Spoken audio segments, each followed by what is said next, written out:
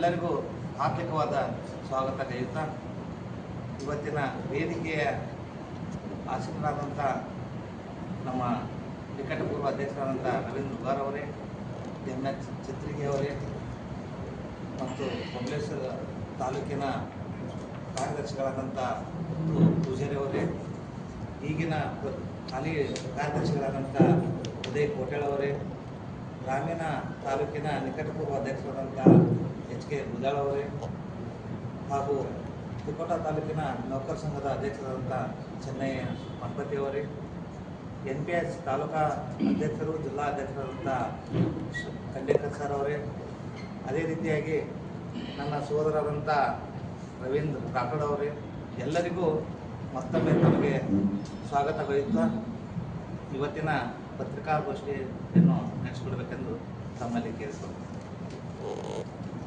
ಮುದ್ರಣ ಮಾಧ್ಯಮ ಸಹೋದರರಿಗೆ ಹಾರ್ದಿಕವಾದ ಸ್ವಾಗತವನ್ನು ಕೋರ್ತಾ ಇವತ್ತು ನಡೆಸ್ತಕ್ಕಂಥ ಪತ್ರಿಕಾಗೋಷ್ಠಿಯ ಮುಖ್ಯವಾಗಿರ್ತಕ್ಕಂಥ ಅಂಶ ಅಂದರೆ ಸುಮಾರು 75 ವರ್ಷಗಳ ಇತಿಹಾಸವನ್ನು ಹೊಂದಿರತಕ್ಕಂಥ ಕರ್ನಾಟಕ ರಾಜ್ಯ ಪ್ರಾಥಮಿಕ ಶಾಲಾ ಶಿಕ್ಷಕರ ಸಂಘದ ಒಂದು ಚುನಾವಣೆಯ ನಿಮಿತ್ತವಾಗಿ ಚುನಾವಣೆಯಲ್ಲಿ ನಡೀತಕ್ಕಂಥ ಅಕ್ರಮಗಳ ಕುರಿತು ಈ ಒಂದು ಸುದ್ದಿಗೋಷ್ಠಿಯನ್ನು ಕರೆಯಲಾಗಿದ್ದು ತಮಗೆಲ್ಲರಿಗೆ ಮತ್ತೊಮ್ಮೆ ಸ್ವಾಗತವನ್ನು ಕೋರ್ತಾ ಇದ್ದೀನಿ. ಸನ್ 2025 ಮತ್ತು 30ನೇ ಸಾಲಿಗೆ ನಡೆಯಬೇಕಾಗಿರ್ತಕ್ಕಂಥ ಕರ್ನಾಟಕ ರಾಜ್ಯ ಪ್ರಾಥಮಿಕ ಶಾಲಾ ಶಿಕ್ಷಕರ ಸಂಘದ ಒಂದು ಚುನಾವಣೆಯನ್ನು ಅನೇಕ ಕಾರಣಗಳನ್ನು ನೀಡಿ ರಾಜ್ಯ ಸಂಘದ ಪದಾಧಿಕಾರಿಗಳು ಈ ಚುನಾವಣೆಯನ್ನು ಮುಂದೂಡ್ತಾ ಬಂದರು. ಇದರ ವಿರುದ್ಧವಾಗಿ ಅನೇಕ ಜನ ಶಿಕ್ಷಕರು ಮಾನ್ಯ ಹೈಕೋರ್ಟ್ ಮೊರೆ ಹೋದಾಗ ಹೈಕೋರ್ಟ್ ಒಂದು ನಿರ್ದೇಶನವನ್ನು ಕೊಡ್ತು. ಏನಪ್ಪ ಅಂತಂದ್ರೆ 1 ತಿಂಗಳ ಒಳಗಾಗಿ ಈ ಚುನಾವಣೆ ಪ್ರಕ್ರಿಯೆಯನ್ನು ಮಾಡಿ ಮುಗಿಸಿ ಕೊಡಬೇಕು, ವರದಿಯನ್ನು ಕೊಡಬೇಕು ಅಂತಕ್ಕಂಥ ಒಂದು ಆದೇಶವನ್ನು ನೀಡಿದಾಗ ಅದರ ಪ್ರಕಾರವಾಗಿ 1/4/2026ರಂದು ಈ ಒಂದು ಚುನಾವಣಾ ಅಧಿಸೂಚನೆಯನ್ನು ಹೊರಡಿಸಿತು. ಈ ಸಂಘದ ಬೈಲಾ ಪ್ರಕಾರ 50 ಜನ ಶಿಕ್ಷಕರಿಗೆ ಒಬ್ಬ ಪ್ರತಿನಿಧಿಯಂತೆ ಒಂದು ಪ್ರಜಾಪ್ರಭುತ್ವದ ಅಡಿಯಲ್ಲಿ ಆಯ್ಕೆ ಮಾಡ್ತಕ್ಕಂಥ ಒಂದು ಅಧಿಸೂಚನೆಯನ್ನು ಹೊರಡಿಸಿದೆ. ಆದರೆ ಇವತ್ತು ಅಂದರೆ ದಿನಾಂಕ 11/4/2026ರಿಂದ ನಾಮಪತ್ರ ಸಲ್ಲಿಕೆ ದಿನಾಂಕ ಪ್ರಾರಂಭವಾಗಿದೆ. ಇದಕ್ಕಿಂತ 4 ದಿನ ಮುಂಚೆ ಏನಪ್ಪ ಅಂತಂದ್ರೆ ಕರಡು ಮತದಾರರ ಪಟ್ಟಿಯನ್ನು ಪ್ರಕಟಿಸಬೇಕಾಗಿತ್ತು. ಅದರ ಜೊತೆಗೆ ಅಂತಿಮ ಮತದಾರರ ಪಟ್ಟಿಯನ್ನು ಪ್ರಕಟಿಸಿ ಇವತ್ತು ನಾಮಪತ್ರ ಸಲ್ಲಿಕೆಯನ್ನು ಪ್ರಾರಂಭ ಮಾಡಬೇಕಾಗಿತ್ತು. ಆದರೆ ಇನ್ನೂವರೆಗೂ ಇವತ್ತು ದಿನಾಂಕ 11/4/2026ರವರೆಗೂ ಕೂಡ ಈ ಜಿಲ್ಲೆಯಲ್ಲಿ ಏನಪ್ಪ ಅಂತಂದರೆ ಒಂದು ಮತದಾರರ ಪಟ್ಟಿಯನ್ನು ಶಿಕ್ಷಕರಿಗೆ ಕೊಟ್ಟಿಲ್ಲ. ಅದರ ಜೊತೆಗೆ ಚುನಾವಣಾ ಅಧಿಕಾರಿ ಇವರೇ ಅದಾರ ಅಂತಕ್ಕಂಥದ್ದನ್ನು ಯಾರೂ ತಿಳಿಸ್ತಾ ಇಲ್ಲ. ಆಮೇಲೆ ಚುನಾವಣಾ ಕಚೇರಿ ಎಲ್ಲಿದೆ ಅಂತಕ್ಕಂಥ ಒಂದು ಮಾಹಿತಿಯನ್ನು ಕೂಡ ಕೊಡ್ತಾ ಇಲ್ಲ. ಸಾಮಾನ್ಯವಾಗಿ ಚುನಾವಣೆಯನ್ನು ನಡೆಸ್ತಕ್ಕಂಥ ಚುನಾವಣಾ ಅಧಿಕಾರಿಯೇ ಆದರೂ ಸಹಿತ ಈ ಹಿಂದೆ ಇರ್ತಕ್ಕಂಥ ಜಿಲ್ಲಾ ಅಧ್ಯಕ್ಷರು ಮತ್ತು ಜಿಲ್ಲಾ ಪ್ರಧಾನ ಕಾರ್ಯದರ್ಶಿಗಳ ಒಂದು ಮಾರ್ಗದರ್ಶನದೊಳಗೆ ಈ ಚುನಾವಣೆಗಳು ನಡೀತಾ ಇರ್ತಾವೆ.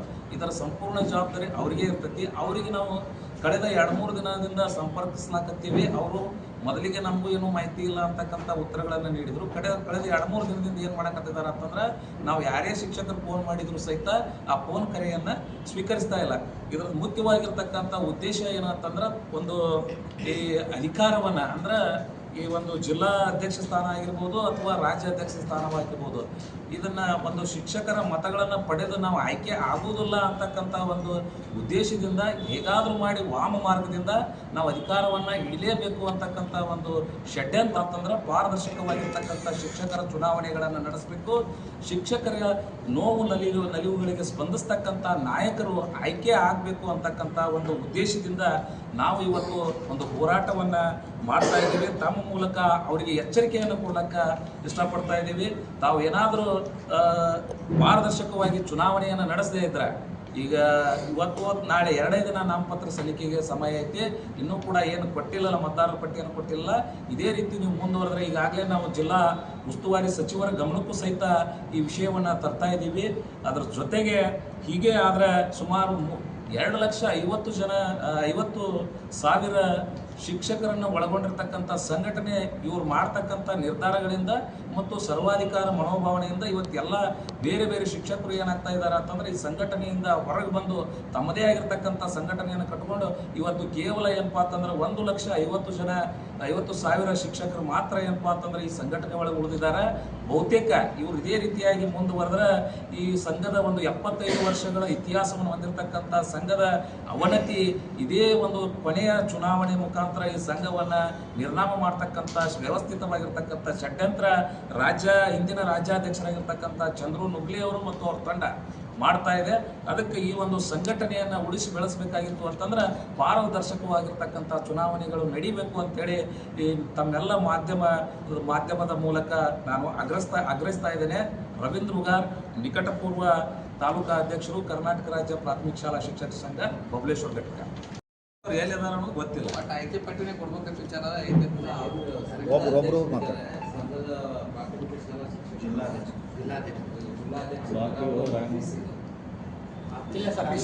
ಇಲ್ಲ ಆಫೀಸ್ ಅದ ಸರ, ಅಲ್ಲಿ ದುರ್ಭವನ ಐತಿ. ಬಟ್ ಅಲ್ಲಿ ಎಲ್ಲ ಕೀಲಿ ಹಾಕ್ಯಾರ, ಅಲ್ಲಿ ಯಾರು ಇಲ್ಲ. ರಾಜ್ಯಾಧ್ಯಕ್ಷರು ಅವ್ರ ಫೋನ್ ಎತ್ತಾ ಇಲ್ಲ ಸರ್. ತಮಗೆ ದಾಖಲೆಗಳನ್ನ ಸಹಿತ ಕೊಡ್ತಾ ಇದ್ದೀವಿ ನಾವು. ಅವ್ರು ಮೆಸೇಜ್ ಮಾಡಿವಿ ಸಾಕಷ್ಟು. ಫೋನ್ ಹಚ್ಚಿ ಎತ್ತಲಾರ್ದಂಗೆ ಒಟ್ಟಿಗೆ ಮೆಸೇಜು ಮಾಡಿದ್ದೀವಿ. ಅದಕ್ಕೇನು ಒಂದು ಸ್ಪಂದನೆಯನ್ನು ಕೊಡ್ತಾ ಇಲ್ಲ. ಅದ್ರ ಜೊತೆಗೆ ಈಗ ಇದ್ದವರ ಮುಂದುವರಿಲಾಕ ಏನು ಬೇಕೋ ಅದನ್ನ ಬೈಲಾದೊಳಗೆ ಏನಪ್ಪ ಅಂತಂದ್ರೆ ಮನಸ್ಸಿಗೆ ಬಂದಂತೆ ಬೈಲಾನ ಚೇಂಜ್ ಮಾಡಿದ್ರು. ಒಂದು ಉದಾಹರಣೆ ತಮಗೆ ಕೊಡ್ತೀನಿ. ಇದೆ ಸರ್, ಒಂದು ಉದಾಹರಣೆ ತಮಗೆ ಕೊಡ್ತೀನಿ. ಮೊದಲು ಹೆಂಗಿತ್ತು ಅಂತಂದ್ರೆ ಯಾವುದೇ ಒಬ್ಬ ಆಯ್ಕೆಯಾಗಿರ್ತಕ್ಕಂಥ ಶಿಕ್ಷಕ ರಾಜ್ಯ ಸಂಘಕ್ಕೆ ರಾಜ್ಯ ಒಂದು ಪದಾಧಿಕಾರಿ ಆಗ್ಲಕ್ಕ ನಾಮಪತ್ರ ಸಲ್ಲಿಕೆ ಮಾಡಕ್ಕೆ ಅವಕಾಶ ಇತ್ತು. ಈಗ ವ್ಯವಸ್ಥಿತವಾಗಿ ಏನು ಮಾಡಿದಾರೆ ಅಂತಂದ್ರೆ ಜಿಲ್ಲಾ ಅಧ್ಯಕ್ಷ ಆಗಿದ್ದವರೇ ಅಥವಾ ಹಿಂದೆ ಆಗಿದ್ದವರು ಮತ್ತು ರಾಜ್ಯ ಪದಾಧಿಕಾರಿಗಳು ಯಾರಾಗಿದ್ದಾರಲ್ಲ ಅವ್ರಿಗೆ ಮಾತ್ರ ರಾಜ್ಯ ಸಂಘಕ್ಕೆ ನಿಂದಿರ್ಲಕ್ಕ ಅನುಮತಿಯನ್ನು ಮಾಡಿದ್ದಾರೆ. ಅಂದ್ರೆ ಇಲ್ಲಿ ಈಗಾಗಲೇ ಜಿಲ್ಲಾ ಅಧ್ಯಕ್ಷರಾದವರು ರಿಟೈರ್ಮೆಂಟ್ ಆಗಿರ್ತಾರ, ಇನ್ನು ಆದವ್ರು ಅವ್ರ ಕೈ ಕೆಳಗೆ ಆಗಿರ್ತಾರ. ಅಂದ್ರೆ ಒಟ್ಟು ತಾವೇ ಉಳಿಬೇಕು. ಇದ್ರೊಳಗೆ ಸ್ಪಷ್ಟವಾಗಿ ಎದಕ್ಕೆ ಆಗ್ತೈತಿ ಏನಪ್ಪ ಅಂತಂದ್ರೆ ಚಂದ್ರು ನುಗ್ಲಿ ಅವರೇ ಏನಪ್ಪ ಅಂತಂದ್ರೆ ಸ್ವಯಂ ಘೋಷಿತ ಅನ್ಬೇಕು ಇದಕ್ಕೆ. ಯಾಕಂದ್ರೆ ಪ್ರಜಾಪ್ರಭುತ್ವದ ಹಳ್ಳಿಯಲ್ಲಿ ನಡೀತಾ ಇಲ್ಲ. ಸ್ವಯಂ ಘೋಷಿತ ರಾಜ್ಯಾಧ್ಯಕ್ಷರು ಅವರೇ ಆಗ್ಲಕ್ಕೆ ಏನು ಬೇಕೋ ಅದನ್ನೆಲ್ಲ ತಯಾರಿ ಮಾಡ್ಕೊಂಡು ಕೂತಿದ್ದಾರೆ ಸರ್. ಹಿಂಗಾದ್ರೆ ಇವತ್ತು ನಾವು ಪಾಠ ಮಾಡ್ತಕ್ಕಂಥ ಶಿಕ್ಷಕರು, ಪ್ರಜಾಪ್ರಭುತ್ವದ ಬಗ್ಗೆ ಮಾತಾಡ್ತಕ್ಕಂಥ ಶಿಕ್ಷಕರು ನಾವೇ ಈ ಪ್ರಜಾಪ್ರಭುತ್ವದ ಕಗ್ಗೊಲೆ ಮಾಡಕತ್ರ ನಾವು ಯಾರನ್ನ ಕೇಳ್ಬೇಕು ಸರ್ ಇದನ್ನ? ಅದಕ್ಕೆ ದಯಮಾಡಿ ಪ್ರಜ್ಞಾವಂತ ಶಿಕ್ಷಕರು ಒಂದು ತೀರ್ಮಾನಕ್ಕೆ ಬಂದಿದ್ದಾರೆ. ಇವರಿಗೆ ಪಾಠ ಕಲಿಸ್ಬೇಕಂತೇಳಿ ಬಂದಿದ್ದಾರೆ. ಸಾಕಷ್ಟು ತಾಲೂಕುಗಳಿಂದ ನಮ್ಗೆ ಒತ್ತಡ ಬರಕತ್ತವ ಸರ್. ಈ ಸಂಘಟನೆಯನ್ನು ಬಿಟ್ಟೇ ಬಿಡಿ, ಒಂದು ರಾಜ್ಯದಲ್ಲಿ ನೂತನವಾಗಿರ್ತಕ್ಕಂಥ ಒಂದು ಶಿಕ್ಷಕರ ಸಂಘವನ್ನು ಕಟ್ಟೋಣ ಅಂತಕ್ಕಂಥ ಎಲ್ಲ ತಾಲೂಕುಗಳಿಂದ ನಮ್ಗೆ ಒತ್ತಡ ಬರಕತ್ತವ, ಬೇರೆ ಬೇರೆ ಜಿಲ್ಲೆಗಳಿಂದ ಬರಕತ್ತವ. ಇವತ್ತೊಂದು ದಿನ ತಮ್ಮ ಒಂದು ವರದಿಯಿಂದ ಏನು ಮಾಡ್ತಾರೆ ಅಂತಕ್ಕಂಥದ್ದನ್ನು ಕಾಯ್ದು ನೋಡಿ ನಾಳೆ ದಿವಸ ಏನಪ್ಪ ಅಂತಂದ್ರೆ ಒಂದು ಹೊಸ ನಾಂದಿಯನ್ನು ಕರ್ನಾಟಕ ರಾಜ್ಯ ಪ್ರಾಥಮಿಕ ಶಾಲಾ ಶಿಕ್ಷಕರ ಒಂದು ಒಳಿತಿಗಾಗಿ ಒಂದು ಸುವರ್ಣ ಕರ್ನಾಟಕ ರಾಜ್ಯ ಪ್ರಾಥಮಿಕ ಶಾಲಾ ಶಿಕ್ಷಕರ ಸಂಘದ ಒಂದು ಹುಟ್ಟಿಗೆ ಕಾರಣ ಇದೇ ಏನಪ್ಪ ಅಂತಂದ್ರೆ ಈ ಸಂಘಟನೆಯನ್ನು ಮಾಡ್ಕೊಂಡು ಹೋಗ್ತಕ್ಕಂಥ ಏನು ನಾಯಕರು, ಸೋಕಾಲ್ಡ್ ನಾಯಕರು ಏನು ಅನಿಸ್ಕೊಂಡಿದ್ದಾರಲ್ಲ ಅವರೇ ಇನ್ನೊಂದು ಸಂಘದ ಹುಟ್ಟಿಗೆ ಕಾರಣ ಆಗ್ತಾರೆ ಅಂತೇಳಿ ತಮ್ಮ ಮೂಲಕ ನಾನು ಹೇಳಕ್ಕೆ ಬಯಸ್ತೇನೆ. ಸರ್, ಇಲ್ಲಿ ಮಾರ್ಗಸೂಚಿ ಪ್ರಕಟ ಮಾಡ್ಯಾರ. ಮಾರ್ಗಸೂಚಿ ಒಳಗೆ ನಂಬರ್ 5 ತಾಲೂಕಾ ವಿಶೇಷ ಯೋಜನೆ ಶಾಖಾ ಕಾರ್ಯಕಾರಿ ಸಮಿತಿ ಸದಸ್ಯರು ಚುನಾವಣೆಗೆ ಸ್ಪರ್ಧಿಸುವ ಅಭ್ಯರ್ಥಿಯ ಸಹಿಯೊಂದಿಗೆ ಮತದಾರರ ಯಾದಿಯಲ್ಲಿ ಹೆಸರಿದ್ದ 5 ಸೂಚಕರು ಮತ್ತು 5 ಅನುಮೋದಕರ ಸಹಿ ಮಾಡಬೇಕು. ಅಭ್ಯರ್ಥಿ, ಸೂಚಕರು, ಅನುಮೋದಕರು ಮತ್ತು ಅಭ್ಯರ್ಥಿದು 5 ವರ್ಷದ ಸದಸ್ಯತ್ವ ಮುರಿದದ್ದು ಶುಲ್ಕದ್ದು ಪಾವತಿ ಹಚ್ಚಬೇಕು. ಆಮೇಲೆ ರಾಜ್ಯ ಸಂಘವು ನಿಗದಿಗೊಳಿಸುವ ಇತರ ವಂತಿಕೆಗಳನ್ನು ಸಂಘಕ್ಕೆ ಪಾವತಿಸುವುದು ಕಡ್ಡಾಯ. ಸಂಘ ನಮ್ಮದೇನ ಸರ್ ಮೊದಲೇ ಹಿಡಿದು ಎಲ್ಲರಿಗೂ ಗೊತ್ತೈತಿ, 200 ರೂಪಾಯಿ ವರ್ಷಕ್ಕೆ ಮುರಿತಾರೆ, 5 ವರ್ಷ ಮುರಿದಾರೆ ಎಲ್ಲರದು. ಆದರೆ ಇತರೆ ಅಂತ ಹೇಳ್ತಾರೆ ಅವರು. ಇದು ಸಂಘಕ್ಕೆ ಇತರೆ ವಂತಿಕೆಗಳು ಅದನ್ನು ಯಾವುದನ್ನೋದು ನಮ್ಮ ರಾಜ್ಯಾಧ್ಯಕ್ಷರಿಗೆ ಸ್ಪಷ್ಟಪಡಿಸಬೇಕು. ಇತರೆ ವಂತಿಕೆಗಳು ಈಗ ನಮಗೆ ಗೊತ್ತಿಲ್ಲದೆ ಒಂದು ಯಾವುದೋ ವಂತಿಕೆ ಮಾಡ್ಕೊಂಡಿದ್ದಾರೆ ಅಂದ್ರೆ ನೀವು ಅದನ್ನ ರಿಸಿಟ್ ಹಚ್ಚಿಲ್ಲ ಅಂತೇಳಿ ನಾಳೆ ನಮ್ಮ ನಾಮಿನೇಷನ್ ಕೂಡ ಅವ್ರು ರಿಸೆಕ್ಟ್ ಮಾಡ್ಬೋದು.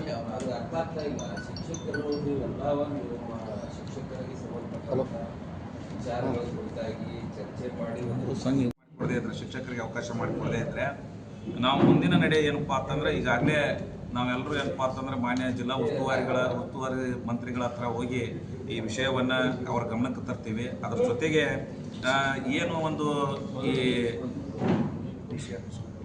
ಮಾನ್ಯ ಜಿಲ್ಲಾಧಿಕಾರಿಗಳಿಗೆ ಹಾಗೂ DR ಆಫೀಸಿಗೆ ಆಮೇಲೆ ನ್ಯಾಯಾಲಯಕ್ಕೂ ಕೂಡ ಇದನ್ನ ಪ್ರಕರಣವನ್ನು ನಾವು ದಾಖಲಾ ಮಾಡ್ತೀವಿ.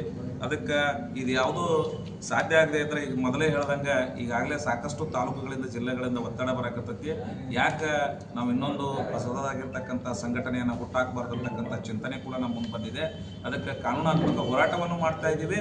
ಅದ್ರ ಜೊತೆಗೆ ಇದನ್ನ ಇನ್ನೊಂದು ಆಯಾಮದಲ್ಲಿ ಇನ್ನೊಂದು ಸಂಘಟನೆ ಬಗ್ಗೆ ವಿಚಾರ ಕೂಡ ಮಾಡ್ತಾ ಇದ್ದೀವಿ. ಸರಿ, ಇಲ್ಲಿ ಸಂಘದಲ್ಲಿ ಎಷ್ಟು ಜನ ಉಚ್ಚಾಟನೆ ಮಾಡಿದ್ದಾರೆ ಸರ್?